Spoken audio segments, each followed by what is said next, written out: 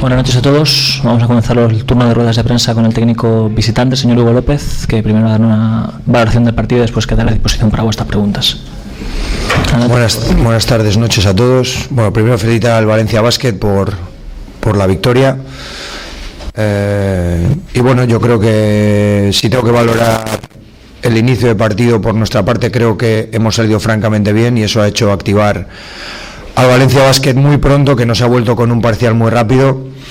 Y bueno, yo creo que hemos visto un buen partido de baloncesto ofensivamente en el primer cuarto, pero a un ritmo muy alto, pero que bueno, nosotros no hemos sido capaces de mantener una solidez defensiva que nos hiciera estar en el partido durante más minutos. Creo que el segundo cuarto Valencia ha subido las líneas, lo que les ha hecho coger una ventaja que al final ha sido definitiva a la larga. En el tercer tiempo hemos intentado subir esas líneas defensivas, estar más sólidos, creo que lo hemos conseguido. Hemos estado a 12, me parece, y balón un par de veces y nos han castigado con el grandísimo acierto en la línea de 3 puntos, con 14 de 31. Algunos tiros regalados, es cierto, con malas defensas, pero otros contestados y bien defendidos por mi equipo. Y bueno, al final creo que mi equipo ha demostrado carácter y ambición.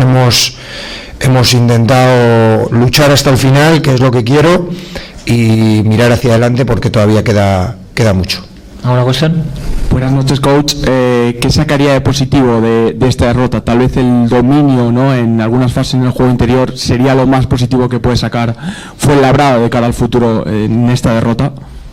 Nuestra idea es seguir creciendo como equipo y evidentemente tenemos unos puntos fuertes y tenemos algunas otras debilidades, pero lo miras desde el aspecto ofensivo, el dominio de la pintura, pero yo me iría al otro lado del campo.